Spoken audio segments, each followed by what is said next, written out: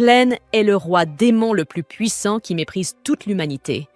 Mais, comme le veut le destin, alors qu'il mène une conquête pour exterminer la race humaine, un simple bébé parvient à attendrir son cœur, et il finit par adopter l'enfant comme s'il était le sien. Désormais, il doit cacher ses véritables pouvoirs et faire semblant d'être un perdant ordinaire pour pouvoir vivre dans le monde des humains. Au début de la série, on suit sa fille, qui l'accompagne à la ferme. Une fois le travail terminé, il l'appelle pour rentrer à la maison. Elle regarde autour d'elle, observe la maison, puis fixe la carte d'Edzi et remarque qu'au-delà de la carte, il y a des zones sombres, très sombres, juste leur continent, et des ténèbres tout autour. Elle se demande pourquoi. Curieuse comme elle l'est, elle lève les yeux vers son père et lui demande « Qu'y a-t-il au-delà de notre ville ?» Une question à laquelle son père lui-même ne peut répondre. Il sait qu'elle est curieuse et il veut sincèrement lui donner une réponse. Mais il ne peut pas. Pourquoi ? Parce qu'il ne sait pas non plus. Il lui révèle que chaque humain, tout comme elle, est né avec cette curiosité. Ils ont toujours voulu en savoir plus. Cependant, chaque tentative d'entrer dans cette zone sombre s'est soldée par la destruction. Il lui explique que dans ces endroits obscurs, il y a 4 démons. 6 démons gardent l'ouest, l'est, le nord et le sud d'Edzi, et toutes les équipes envoyées pour tenter de découvrir ce qui se trouve au-delà ont été anéanties, massacrées. Elle est choquée. Cela signifie-t-il que c'est vraiment dangereux ? Elle se pose la question. Mais cela ne change rien pour elle. Son père lui dit que tant que ces démons ne sont pas tués, il est impossible de découvrir ce qui se cache là-bas. Chaque problème a une solution. Quelle est donc la solution à celui-ci ? Il lui explique alors qu'il existe des trésors que seuls les héros peuvent utiliser pour se battre. Seuls les héros qui possèdent ces trésors des épées peuvent affronter ces démons, et tant qu'ils n'ont pas trouvé le héros, ils ne peuvent pas gagner. Cela la rend encore plus enthousiaste. Elle veut devenir une héroïne. Elle veut se battre. Il s'agit de l'épée de Haydn, et si elle la trouve, elle pourra se battre. Et lorsqu'ils gagneront, ils pourront voir ce qu'il y a au-delà de la carte et découvrir ce que cachent ces ténèbres. Plusieurs années passent. Notre Alicia n'est plus une enfant. Elle fait désormais partie des héros qui ont été choisis. Elle ferme les yeux et les rouvre dans le camion qui les conduit aux confins de la ville. Elle tient la chaîne autour de son cou et dit à son père que le moment est venu. Le moment est venu de se battre pour sa ville. Elle ne part pas seule. Plusieurs autres héros font partie de ce voyage. Pendant le trajet, ils entament une conversation et commencent à se présenter les uns aux autres. Il y a parmi eux quelques figures notables. Minal, dont le trésor est Ogonkyo, affirme qu'il ne sait même pas d'où il vient. Il se tourne vers Alicia et lui demande de se présenter. Ils sont choqués qu'il y ait une femme parmi eux, et elle ne prend même pas la peine de se présenter. Il s'approche des confins du territoire, et un autre membre, Stéphane, dont le trésor est Tenma, les avertit qu'ils sont proches. Ils chuchotent entre eux qu'il est le plus fort du groupe. Soudain, le transport s'arrête, et le conducteur leur annonce que la calèche ne peut plus avancer.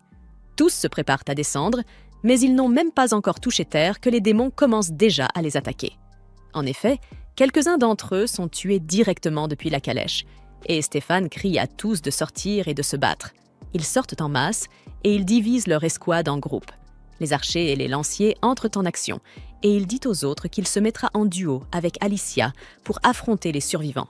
Et oui, Alicia possède le trésor d'Iwatubame. Elle rejoint Stéphane, et ensemble, ils combattent.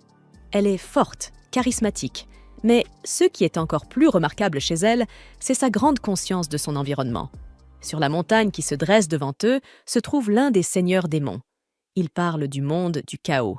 Il admet que le monde est né du chaos, mais si cela est vrai, alors lui aussi est né du chaos. Et il se pourrait qu'il ait raison. Alors que la guerre continue, tous les héros sautent à travers montagnes et collines jusqu'à atteindre le sommet de la montagne. Stéphane, quant à lui, est excité. Il a été déclaré le plus intelligent et il est normal qu'il agisse à la hauteur de ce titre. Il leur dit que ce jour est le jour où ils seront déclarés comme des êtres puissants et qu'ils doivent montrer à ceux qui les ont choisis qu'ils en sont dignes. Lorsqu'ils atteignent le mont de la Lune, le seigneur démon apparaît. Il est impressionnant. Si c'est bien le mot, sa peau blanche et duveteuse, son regard, c'est terrifiant. Il s'agit de Clévatès de la lueur lunaire du Sud. Stéphane est repoussé. Il admet que ce qui se trouve devant lui est effrayant. Cependant, ils ont été envoyés pour cela. Ils sont soutenus. Ce sont des héros. Et ensemble, ils accompliront la légende. Alors qu'il se donne du courage pour combattre, Clévatès l'attaque à distance. Clévatès le projette contre la paroi rocheuse et le tue. Tout le monde est choqué, car Clévatès ne s'est même pas approché. Un autre héros prend l'initiative de diriger et encourage les autres à se battre. Mais Alicia, elle, prend le temps d'analyser l'environnement. Alors que les héros s'approchent de Clévatès, il les tue tous sans même bouger de l'endroit où il se tient. Alicia finit par comprendre ce qui se passe. Elle hurle aux autres que Clévatès les attaque à travers ses ombres. S'ils veulent survivre, ils doivent fuir ces ombres. Ils se demandent comment faire, mais Alicia commence à sauter. Elle bondit de rocher en rocher à travers la montagne et s'élance. Effectivement, l'ombre se rapproche d'elle, et elle devient la première héroïne à voir l'attaque avant qu'elle ne la frappe, et à la combattre. Les yeux de Clévatès brillent de stupeur. Peut-être que cela sera plus difficile que les aventuriers qu'il avait affrontés auparavant.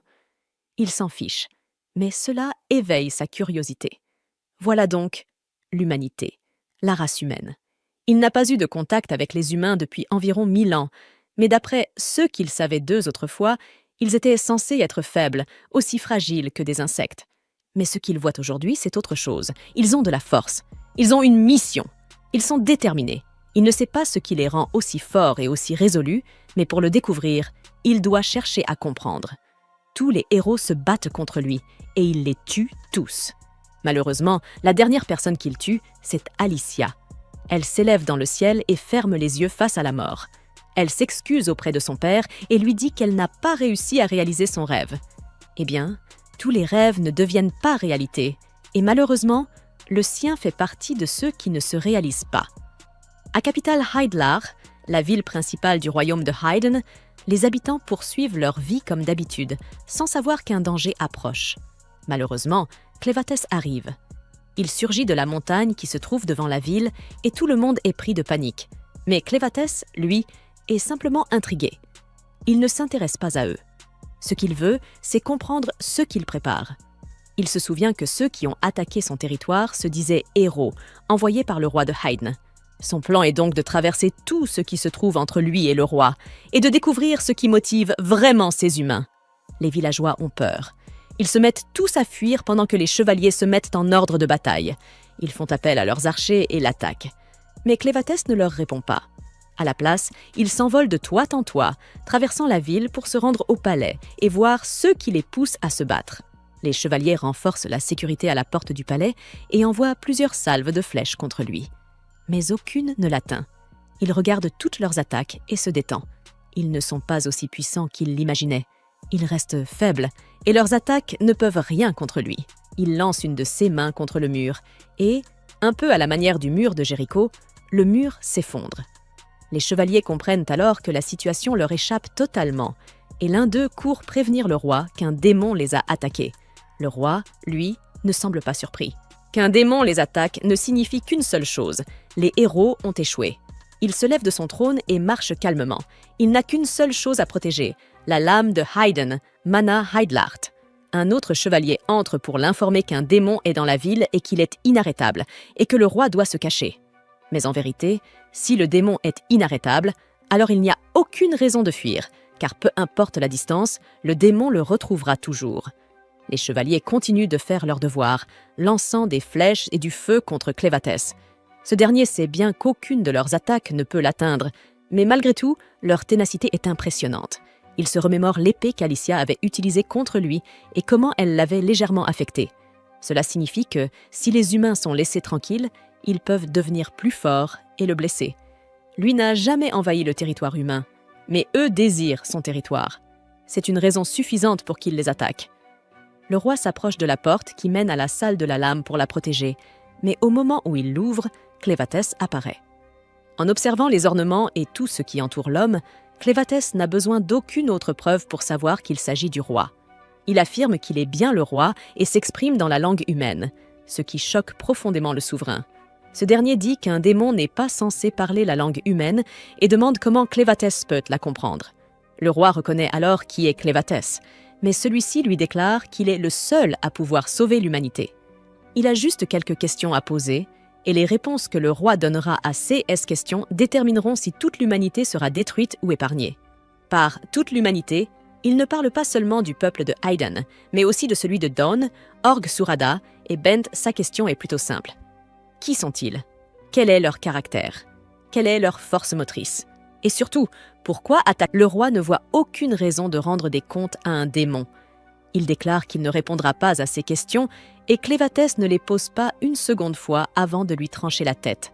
Clévatès s'éloigne alors, partant du principe que les humains sont une menace pour lui et qu'il doit donc les anéantir. Il affirme que, pour détruire l'humanité tout entière, il a besoin d'une équipe avec laquelle travailler.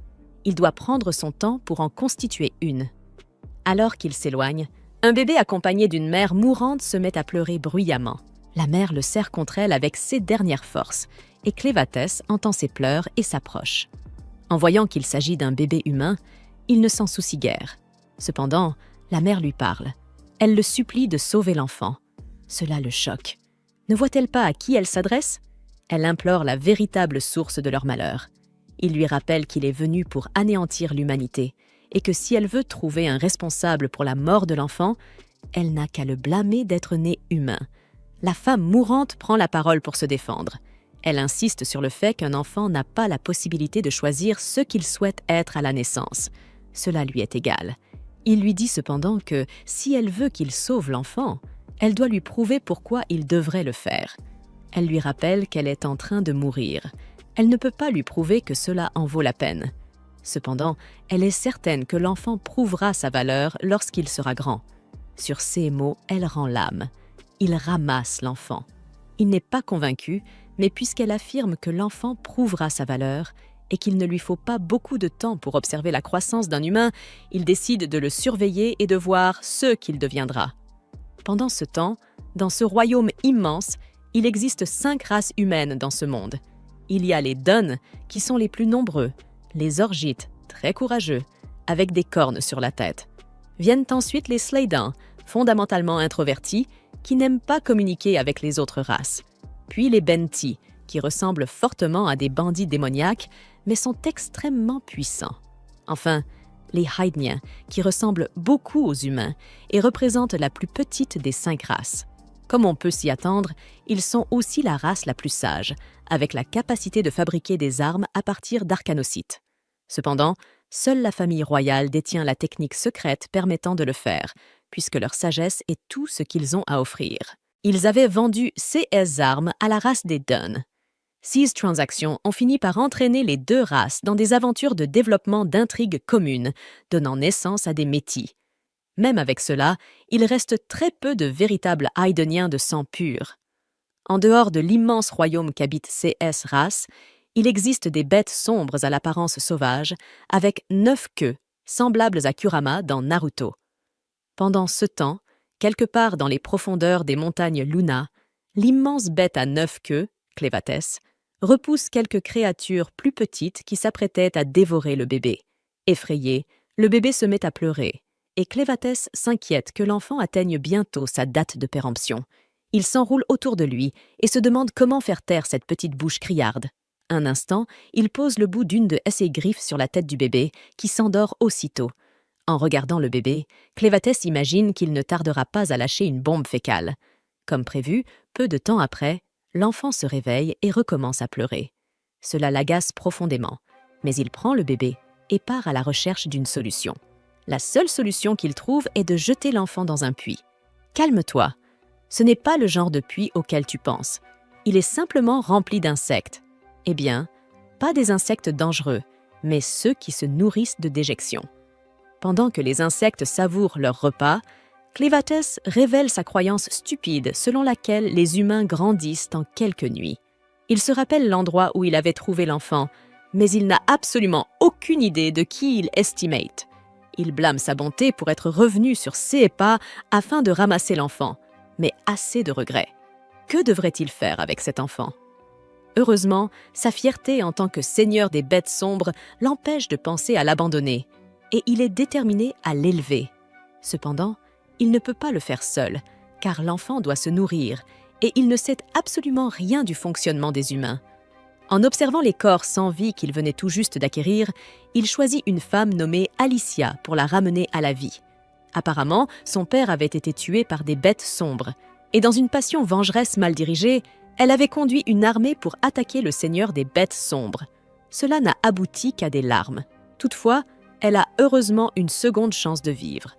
À sa résurrection, elle tente d'attaquer Clévatès, mais se rend compte que son épée, ainsi que tous les corps de SS camarades, ont été jetés. Il déclare fièrement qu'il l'a ramenée à la vie grâce à ses pouvoirs obscurs, ce qui fait d'elle rien d'autre qu'une morte vivante. Elle ressemble à une jolie zombie. En entendant cela, elle reste bouche bée. La bouche grande ouverte, elle se demande comment il peut parler aussi couramment la langue des humains, mais elle est tout de même un peu satisfaite d'être la seule survivante. Pas tout à fait. À ce moment-là, Clévatès lui ordonne de révéler ses oranges. En entendant cela, elle prend la mouche et s'indigne des avances du seigneur des bêtes sombres. Cependant, avant que ses pensées mal placées ne prennent le dessus, il l'informe de l'existence du bébé affamé et lui ordonne d'enlever son armure et de sortir ses oranges immédiatement. Puisqu'il avait infusé un peu de magie noire en elle, elle n'avait d'autre choix que d'obéir. Lentement, à contre-cœur, elle soulève son haut et finit par faire ce qu'on lui a ordonné. Après avoir obéi à regret, il est choqué de découvrir qu'elle n'a pas de lait. Rien d'étonnant venant d'une guerrière qui n'a jamais fait de sport maternel. Juste pour qu'il comprenne, elle éduque Clévatès sur le fait qu'une femme doit avoir donné naissance pour produire du lait. La honte d'avoir exposé ses oranges la remplit d'embarras, et elle le supplie de la tuer, mais il ignore ses suppliques. Alors que les deux continuent à discuter, le bébé recommence à pleurer. Au lieu de chercher une solution, il s'engage dans des bavardages inutiles sur la manière dont il a trouvé ce bébé humain. Fatigué de ces discussions futiles, Clévatès insiste pour qu'elle trouve une solution à la fin de l'enfant. Même si elle n'a aucune idée de comment élever un enfant, elle est contrainte de lui révéler qu'il faudrait une femme ayant du lait pour nourrir le bébé. Une question se pose alors. Comment en trouver une ? Pour y répondre, Alicia lui révèle qu'il faudrait en engager une, mais qu'il leur faudrait de l'argent pour cela. Complètement fauché, Clévatès n'a pas un sou, mais avec l'abondance d'arcanocytes dans la grotte, il pourrait amasser une petite fortune. Elon Musk devrait en prendre de la graine. Alors qu'il réfléchit à cette possibilité, Alicia envisage de l'attaquer, mais comme elle n'a pas son épée, elle n'a d'autre choix que de rester immobile. Après un court moment de réflexion, Clévatès accepte l'idée d'aller chercher une femme avec du lait pour nourrir le bébé. Il s'apprête à sortir lorsqu'elle l'informe qu'il est impossible d'aller en ville sous sa forme actuelle. Vu sa taille impressionnante, il ne ferait qu'effrayer tous ceux qu'il croiserait. Dans un premier temps, elle propose d'emmener elle-même le bébé en ville afin de lui trouver une mère. Cependant, Clévatès n'envisage pas cette option, car il ne veut pas que le bébé s'éloigne de lui. À la place, il se transforme en un garçon humain. Aussi convaincant que soit son déguisement, ses 9 queues continuaient de remuer derrière lui. Avec une petite corne sur la tête, il finit par rétracter les queues dans une ouverture ombragée sous lui. Malgré cela, la corne reste visible, mais il ne semble pas en avoir conscience, et Alicia décide de garder le silence. Avant de partir, il pense à un nom pour lui-même et pour l'enfant. Il choisit Clène pour lui et Luna pour le bébé. Ce n'est qu'à ce moment-là qu'il pense à lui demander son nom, et elle le lui révèle.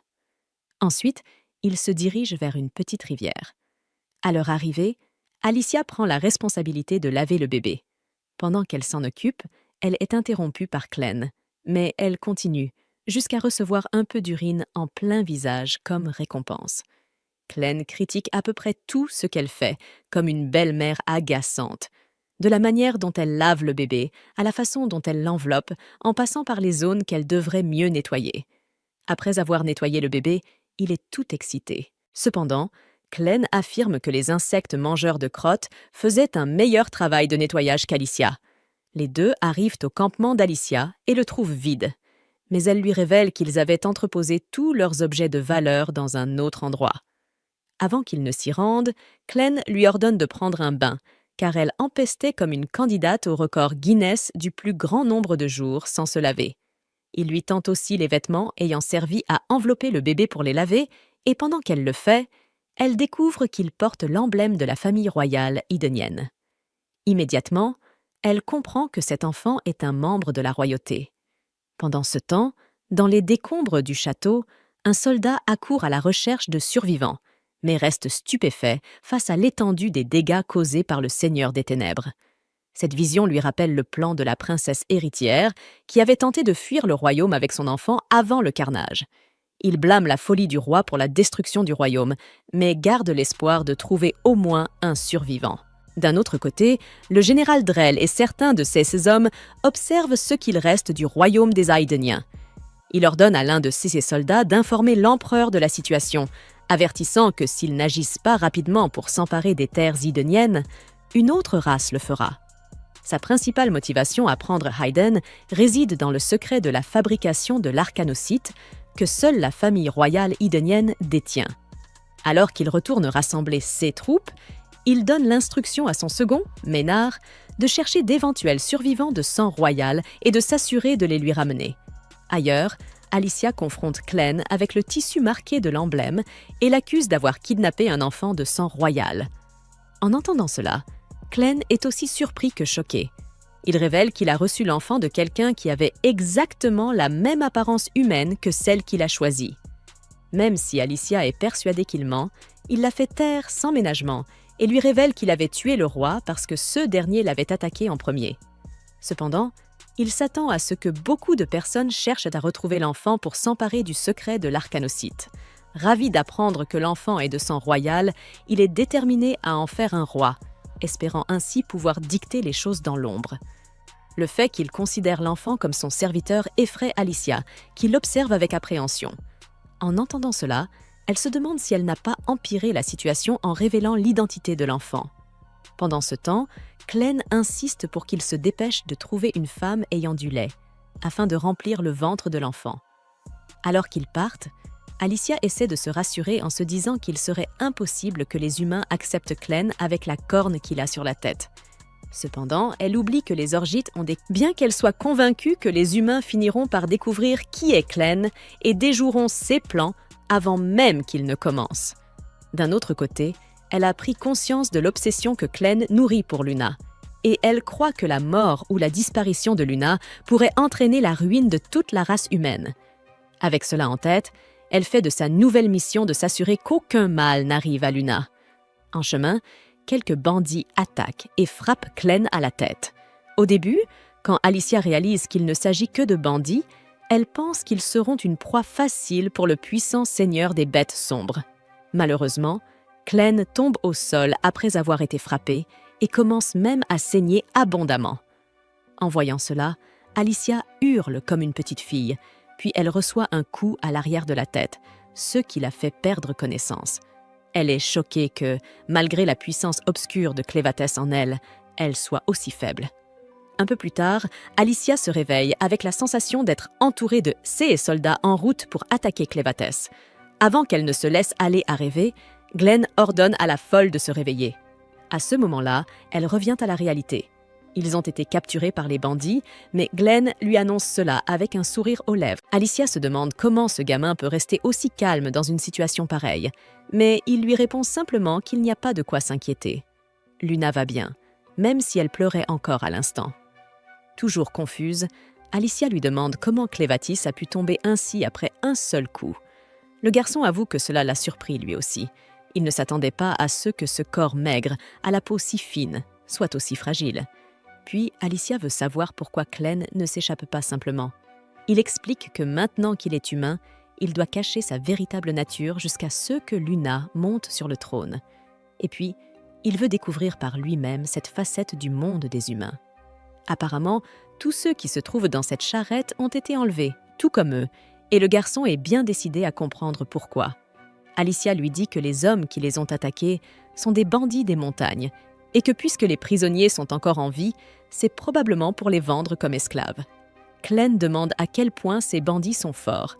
Alicia répond qu'ils ne sont pas particulièrement redoutables, pas plus que n'importe quel adulte ordinaire, mais que le vrai problème, c'est qu'ils sont prêts à tout, à employer les pires coups bas pour éviter de perdre. En résumé, ce sont des ordures, et Clène ne devrait pas les prendre comme référence pour juger l'humanité. Après un long voyage, la caravane arrive au bord d'un immense gouffre au milieu de la forêt. Les bandits déverrouillent les chaînes et séparent les prisonniers, les hommes et les personnes âgées d'un côté, les femmes et les enfants de l'autre.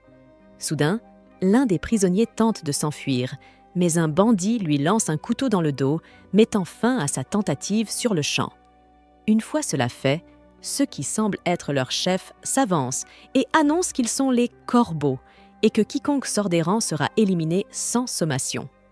À peine a-t-il terminé son discours qu'il repère Alicia et l'emmène dans un bâtiment à part.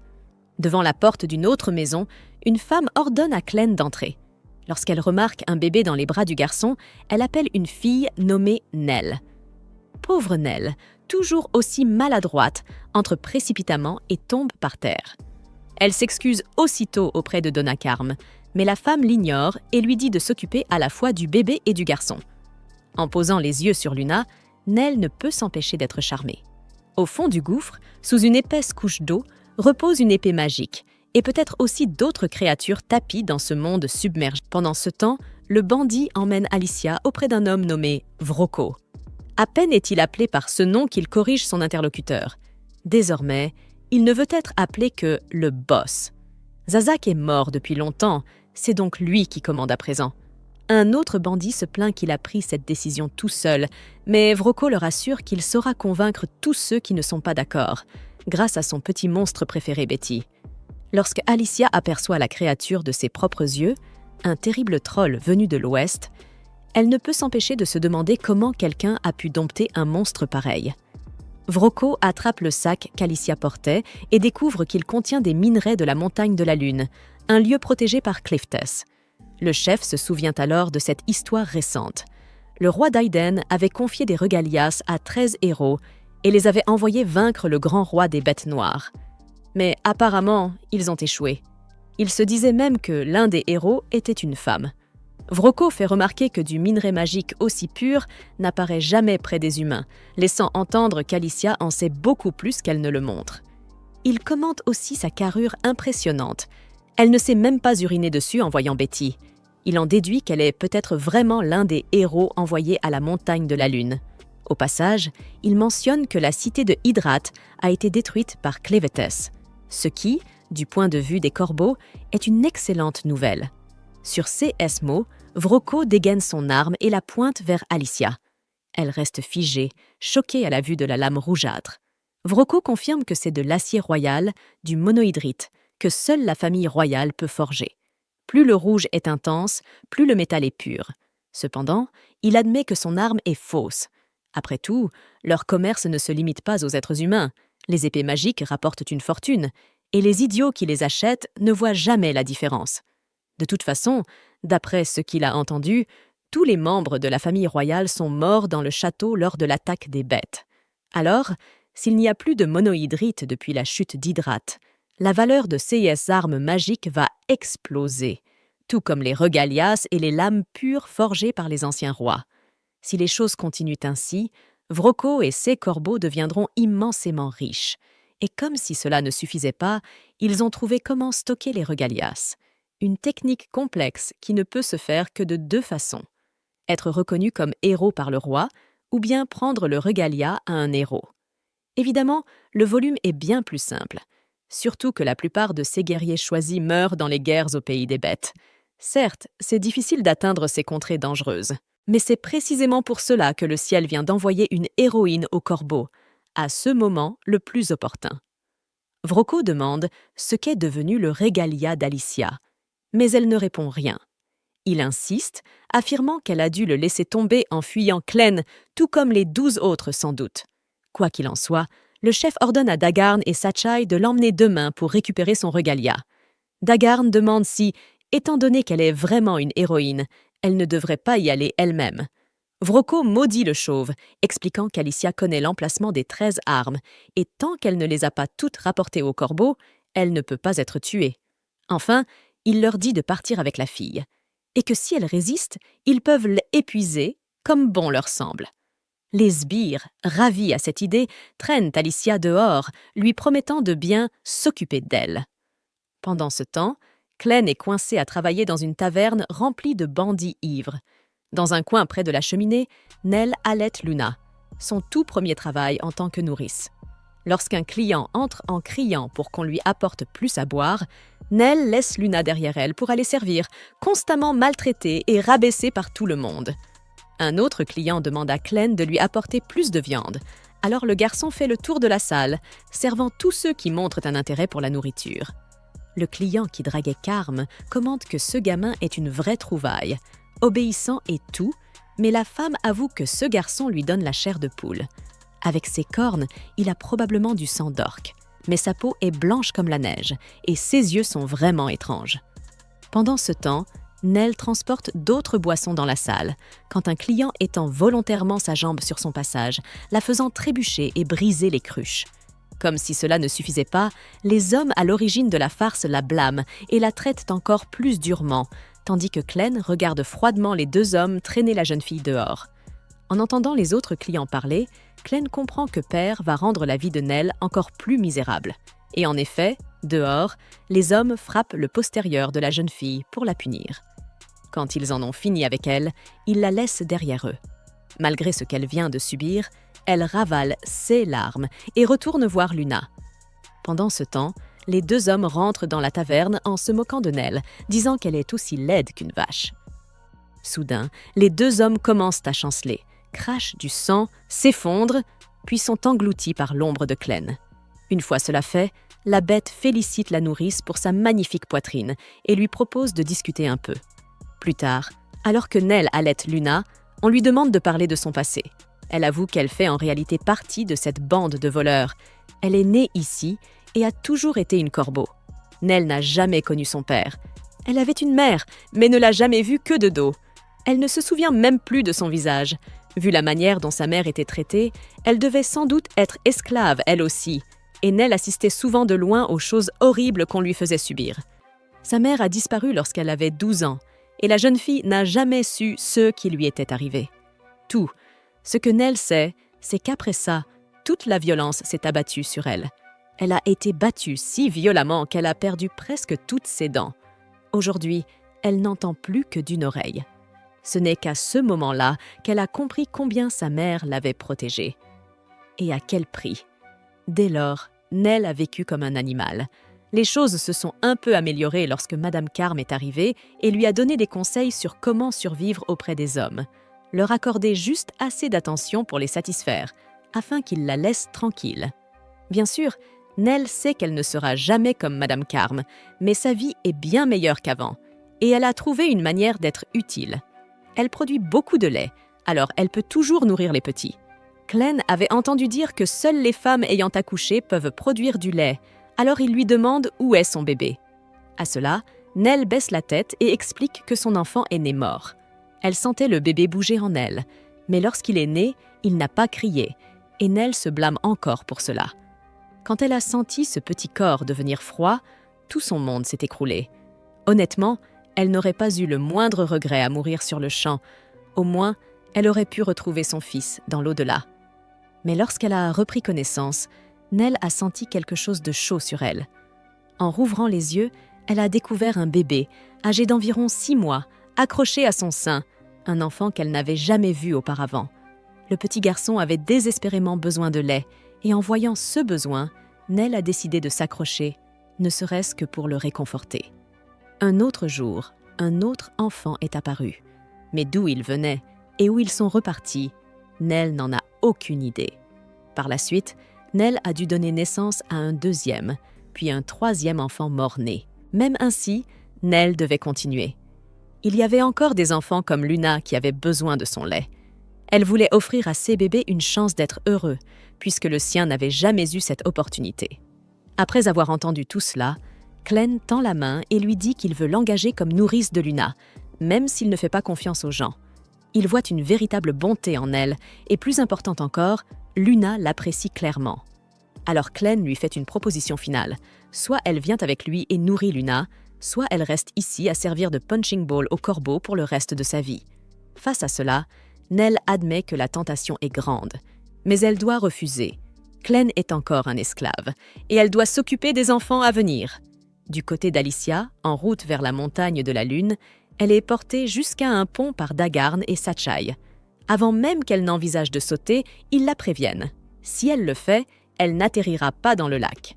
La chute forme un entonnoir, et il est bien plus probable qu'elle finisse écrasée sur les rochers en contrebas. Alicia regarde vers le bas et réalise que cet endroit est en réalité une mine de minerais magiques. Elle connaît probablement cet endroit mieux qu'elle ne le croyait. Elle observe les environs et remarque un homme avec une corde se dirigeant vers le bord d'un petit quai. Dagarn rit en voyant encore un autre idiot sans espoir, tandis que Sachaï explique que cela est lié à la légende du héros cordoir. C'est justement ce à quoi pensait Alicia. C'était le site de la dernière expédition de Cordoir, le puits de la mine d'Elbe. L'homme à la corde appelle les hommes derrière lui pour qu'ils tiennent leur promesse, tandis que sa femme, désespérée, lui souhaite bonne chance. Puis l'homme saute dans l'eau et Alicia est horrifiée. Si la légende est vraie, il y a quelque chose là-dessous. Sachaï confirme ses craintes, expliquant que les mêmes créatures qui ont tué Cordoir sont encore dans l'eau. Et comme pour lui donner raison, une bête aquatique fait surface, tenant dans ses mâchoires sa proie, l'homme qui venait tout juste de tenter sa chance et d'y perdre la vie. 2 autres créatures émergent, se disputant la chair, pendant que la femme de l'homme hurle de terreur. Alicia frissonne, glacée d'effroi, devant une telle brutalité. 6 bêtes aquatiques, appelées les Arvensis, sont arrivées avec les eaux il y a 3 siècles, forçant les mineurs à abandonner ce puits. Même Cordoir, le plus grand héros de son époque, n'avait pas réussi à vaincre ces monstres terrifiants. Et à l'époque, il y avait encore un sol ferme sur lequel se battre. Le regalia de Cordoir, appelé le diviseur de courant astérisque, tire son nom d'une légende selon laquelle il aurait un jour fendu une cascade en 2 sous les yeux du roi. C'est cette arme que les prétendants espèrent retrouver en se jetant dans l'eau. Sachaï ignorait même que cette épée avait un nom.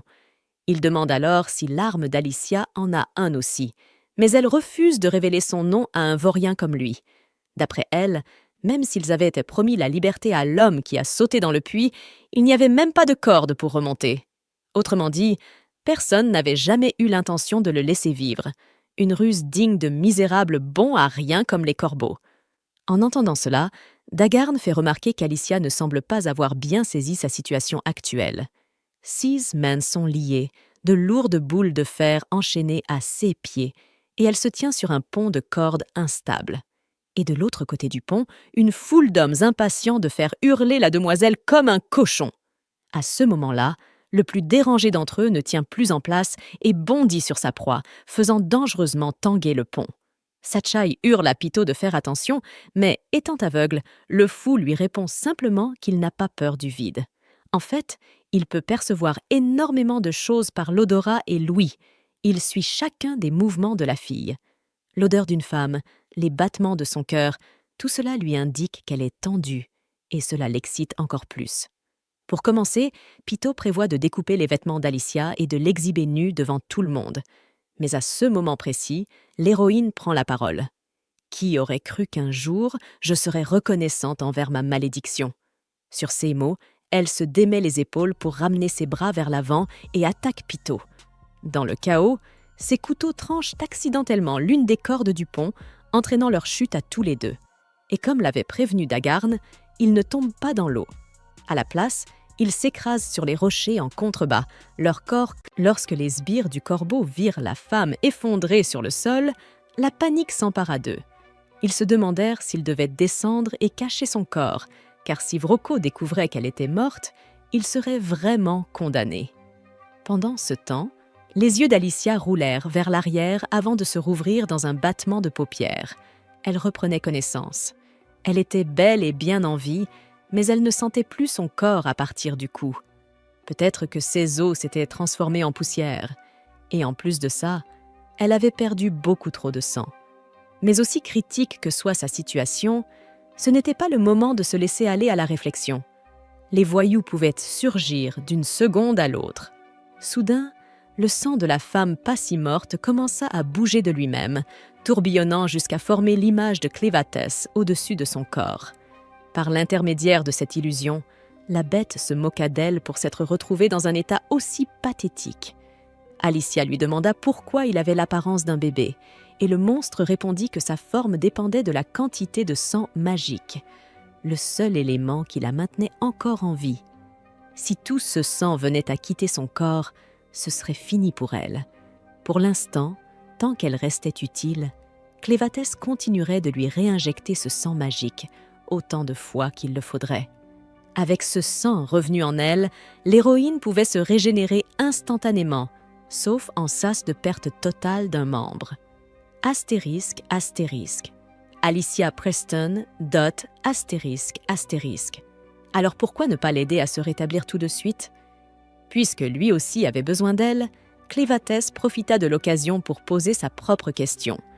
Durant leurs errances, la bête d'ombre avait trouvé une nourrice pour Luna, une certaine Nell. Nell faisait partie du gang, et même pour un démon comme lui, Clévatès avait trouvé le traitement qu'elle subissait terriblement cruel.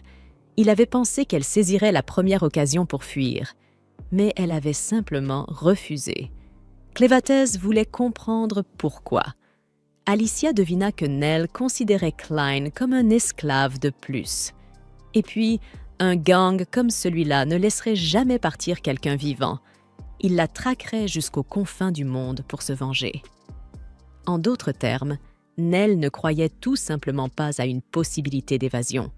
Face à cela, la seule manière réaliste de la sauver était d'éliminer le gang avant qu'ils ne s'en prennent à elle. Alors que Dragarn et Satchai descendaient les escaliers en direction d'Alicia, cette dernière se disait qu'un démon comme Clévatès pourrait facilement anéantir les corbeaux. Mais il n'était pas du même avis. Si quelqu'un apprenait qu'il avait quitté la montagne de Lune, il serait dans une position délicate, et il ne pouvait permettre à quiconque de croire qu'on pouvait profiter de son absence. Si quelqu'un commençait à fouiner pour comprendre pourquoi le seigneur de cette montagne se promenait hors de chez lui, ce serait un nouveau problème. En plus, Clévatès devait veiller sur Luna. En tenant compte de tout cela, il fut clair. C'était Alicia qui devrait éliminer les corbeaux. Après tout, ce ne serait pas la première fois qu'un héros renverserait une bande comme celle-là. Paniquée, Alicia tenta de protester. Les héros n'étaient pas des surhommes, mais Clévatès ne voulait entendre aucune excuse. Il exigeait des résultats. Il commença à réinjecter du sang dans le corps de la guerrière, la régénérant au fur et à mesure. Les deux sbires arrivèrent et peinèrent à croire ce qu'ils voyaient. La femme, brisée quelques instants plus tôt, se tordait à présent comme une créature monstrueuse. Tandis que ses os se ressoudaient, Alicia poussa un hurlement si puissant qu'il résonna à travers toute la montagne, attirant l'attention de tous les corbeaux dans les environs.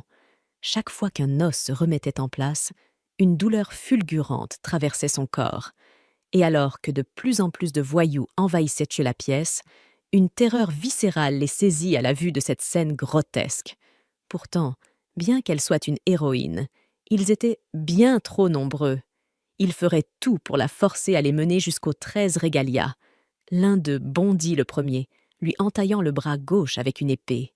Alicia encaissa le coup, attrapa le bandit et l'envoya valser d'un coup de poing. Elle s'empara de son épée, se libéra de ses chaînes, puis arracha son sale bandeau pour couvrir l'énorme cicatrice sur son visage. Pendant ce temps, Cline marchait en direction du village, portant Luna dans ses bras, espérant convaincre Nell qu'il était enfin temps de fuir. Luna pleurait, et Cline tenta de la rassurer. Alicia était bien plus forte qu'elle n'en avait l'air. Elle était la seule humaine à avoir réussi à égratigner sa corne. Dans la taverne, Nell revint pour se faire aussitôt gronder par Carme, qui pensa qu'elle avait mis autant de temps parce qu'elle satisfaisait les deux hommes. Mais quand Nell expliqua qu'elle avait seulement allaité le bébé, Carme se calma un peu, bien qu'elle tienne toujours à ce que la jeune fille reste prudente. Carme lui rappela qu'elle devait toujours obéir aux hommes avant qu'ils ne décident de devenir violents. Elle lui demanda de nettoyer la cuisine, tout en voulant savoir pourquoi Nell semblait si joyeuse. Nell répondit que Carme était une étrangère, alors qu'elle était née parmi les corbeaux, et cela lui faisait se demander à quoi pouvait bien ressembler le monde extérieur. Carme ne savait pas trop quoi dire. La plupart des femmes ici avaient perdu leur foyer à l'extérieur, ou commis quelque chose de grave qui les avait conduites ici. Dans son ça à elle, ses souvenirs du dehors n'étaient pas des plus heureux. Et en disant cela, Elle demanda à Nell si elle pensait à s'enfuir, mais un esclave lui avait proposé de fuir, ce qui avait éveillé en elle la curiosité sur ceux qui pouvaient bien exister au-delà de ce monde. En entendant cela, Carme la gifla violemment, l'avertissant que les hommes finissaient toujours par utiliser les filles avant de les jeter, une fois lassées, comme toujours. Mais une pointe d'amertume perça dans sa voix lorsqu'elle demanda pourquoi une fille aussi inutile que Nell avait reçu une proposition de fuite, et pas elle. Elle leva la main de nouveau. Mais à ce moment précis, Vrocko, qui avait tout entendu, fit son apparition. Il leur donna une leçon sur le fait qu'on ne pouvait pas frapper ses camarades comme ça. Tête basse, Carme marmonna qu'il était rare de voir le chef ici. Il expliqua qu'il avait entendu dire qu'il se passait quelque chose d'inhabituel et qu'il était venu jeter un œil. Carme envoya rapidement Nell chercher le bébé. Cette dernière expliqua que le petit était dans la grange. Décidant que l'enfant avait besoin d'engraisser un peu, Vrocko demanda à Nell de le suivre ailleurs. Carme tenta de s'interposer, mais au premier regard que lui lança le chef, elle renonça immédiatement. Quand Nell fut emmenée, sa maîtresse sombra dans le désespoir. Elle ne savait plus quoi faire maintenant que Nell était la seule capable de nourrir les nourrissons. C'est alors que Cline apparut, portant Luna dans ses bras. Supposant que le garçon cherchait de quoi nourrir l'enfant, Carme lui expliqua qu'il n'avait plus de nourrice. Nell avait désiré quelque chose qu'elle ne pouvait avoir, et maintenant, elle en payait le prix. Cline lui demanda des explications, et alors qu'elle croisait son regard, quelque chose dans cette forme monstrueuse lui donna un étrange frisson.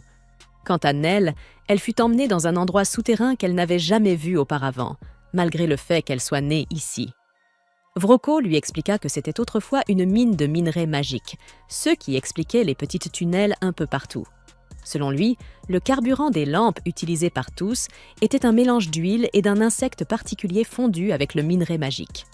Ce minerai, ajouta-t-il, pouvait servir à bien plus qu'à forger des épées. Ils avaient commencé à appeler ce procédé de la magie, et avant de rejoindre les corbeaux, il avait passé des années à faire des recherches sur le sujet. En chemin, Nell heurta un crâne humain du pied et paniqua. Mais Vrocko insista sur le fait qu'il ne s'agissait que d'os de rat. Cet endroit en était toujours infesté. Alors qu'il évoquait encore ses expériences, Vrocko éteignit soudain sa lampe, plongeant les lieux dans l'obscurité totale. Quelques secondes plus tard, la lumière vacilla, puis revint, et derrière Nell se tenait Betty, la troll immobile. Vrocko expliqua qu'au cours de ses recherches, il avait mélangé de la poudre de minerai magique à divers types de drogues, et qu'il s'en était servi pour contrôler les bêtes noires. Le chef le dit clairement, les corbeaux ne pardonnent jamais les traîtres, et le simple souhait de Nell de quitter le groupe est déjà considéré comme une trahison. Ainsi, la fille deviendra le dîner de Betty, et sur ces mots, Betty se jette sur elle. Nell, courant pour sauver sa vie, pense qu'elle aurait peut-être survécu si seulement elle avait tenu la main de ce garçon esclave. Devant elle, elle aperçoit Luna. Elle murmure un pardon, incapable de nourrir le bébé davantage. C'est alors que Betty avale Nell, faisant éclater le bébé en sanglots. Cline dit doucement à l'enfant de ne pas pleurer. Manger et être mangé fait simplement partie de l'ordre naturel des choses. Les animaux, les humains, même les bêtes noires. Quand ils ont faim, ils doivent manger, sinon ils meurent. Vrocko entend sa voix et demande qui est ce morveux. Cline termine sa petite leçon, déclarant que personne n'est responsable du sort de Nell, si ce n'est lui-même, pour ne pas être arrivé à temps. Ceci étant dit, le garçon se demande ce qu'un fier troll de l'Ouest fait à la merci d'un minuscule humanoïde, car cela n'a rien de naturel. Vrocko n'a aucune idée de ce que ce gamin a pu boire, mais s'il peut rester calme face à Betty, ça doit être quelque chose de puissant. Quoi qu'il en soit, c'est dommage pour le chef des corbeaux de perdre un bébé idénien. Mais vu les circonstances, c'est ainsi. Alors, Vrocko ordonne à Betty de les dévorer tous les deux.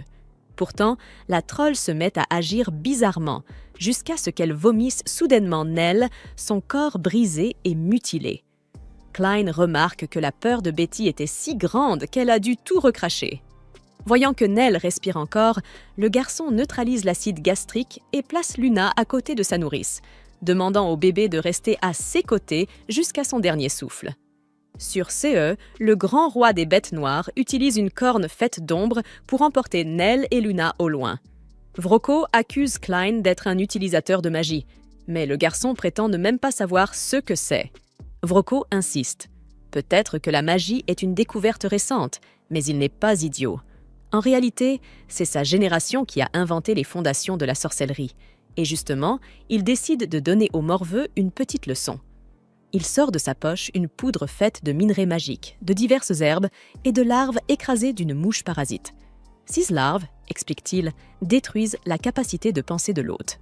Cela rend les choses faciles à contrôler, exactement comme il le fait avec Betty, la troll femelle. Mais un jour, il compte perfectionner sa recette jusqu'à pouvoir contrôler toutes les bêtes noires. Sur ces mots, il laisse tomber la fiole dans la lampe, la laissant réagir avec la flamme et libérer une fumée magique qui envahit la caverne. Dès que Betty inhale les vapeurs, elle tombe de nouveau complètement sous son contrôle, et Vroko lui ordonne de dévorer Klein. La troll s'élance rapidement et assène un coup de poing qui envoie le garçon valser. Tandis qu'il se fait rouer de coups, Clévatès réalise que, sous cette forme humaine, il ressent réellement la douleur des frappes. Ce qui l'agace encore plus, c'est qu'Alicia ne lui a jamais dit un mot à propos de cette histoire de magie. Justement, en parlant de l'héroïne, elle continue à faucher les bandits, jusqu'à ce que le combat marque soudainement une pause. Haletante, épuisée, elle est toujours encerclée par d'innombrables ennemis. Quand Satchai fonce sur elle, la forçant à réagir avec une vitesse foudroyante, ce mouvement nous ramène à un souvenir de l'enfance d'Alicia Glenfall, quand elle se blesse à la main en frappant une pierre trop fort, laissant tomber son épée en bois. Son père éclate de rire et lui dit que c'est ce qui arrive quand on frappe quelque chose de plus dur que son arme. Pour amortir les impacts, il lui explique qu'il faut tenir le manche fermement, mais garder les poignets un peu souples. Tout excitée, Alicia lui demande comment devenir encore plus forte, et son père lui explique qu'il ne faut jamais hésiter à blesser son ennemi.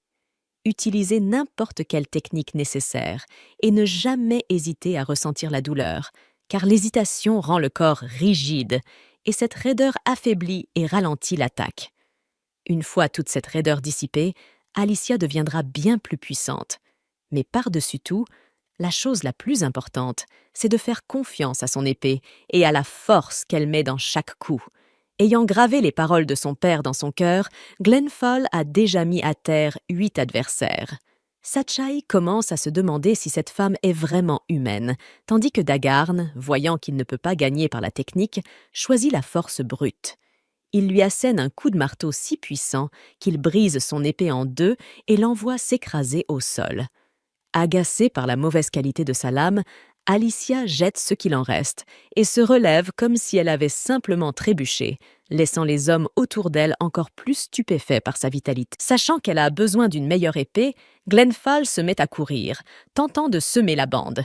Avec 50 ennemis, elle ne pourra pas tous les vaincre sans prendre le temps de se reposer. Car même si elle est immortelle, son endurance est presque à bout, et le sang magique qui la soigne semble désormais drainer sa force plus vite qu'elle ne peut récupérer. Désormais, quoi qu'il arrive, Alicia ne peut qu'imaginer ce que ces types lui feraient s'ils mettaient la main sur elle. Alors, même épuisée, elle continue d'avancer, coûte que coûte. Plus loin, elle atteint le bord de l'ancienne plateforme de plongeon, celle qui mène droit à un lac infesté de bêtes tapies dans l'ombre. La vérité, c'est qu'Alicia a besoin de l'épée légendaire qui repose au fond de ces eaux sombres. Avec cette idée en tête, elle fonce vers la plateforme, ce qui fait hésiter les bandits un instant. Après tout, voilà 300 ans que des gens sautent dans ce lac, et aucun n'en est jamais ressorti vivant. Observant les Arvensis, Alicia les voit tournoyer, attendant qu'une proie tombe pour se nourrir. Elle attrape une hache abandonnée sur son chemin et traverse l'échafaudage en courant, obligeant les bandits à la poursuivre à nouveau. S'ils la laissent fuir par là, elle sera perdue à jamais. N'ayant aucune issue, Alicia se retrouve piégée au sommet. Alors, elle tranche quelques cordes avec la hache et attend que les bandits commencent à grimper. Lorsqu'ils sont tous en train de monter sur la structure, Alicia lance la hache sur une corde bien précise, faisant s'effondrer l'ensemble de l'échafaudage dans le lac. Un véritable festin que les bêtes du lac ne sont pas prêtes d'oublier. La plupart des sbires sont projetés dans l'eau, mais quelques-uns, comme Satchai et Dagarn, parviennent à s'accrocher désespérément et à éviter la chute. En regardant autour d'eux, ils se demandent où est passée l'héroïne prisonnière. Cachée à l'intérieur d'un tonneau pour se dissimuler sous l'eau, Alicia Glenfall coule lentement, comptant sur l'unique avantage que le héros légendaire n'avait pas, elle ne peut pas se noyer. Avant de sauter, Alicia a vidé tout l'air de ses poumons. À présent, il ne lui reste plus qu'à attendre, sombrant de plus en plus profond, jusqu'à atteindre le fond du lac.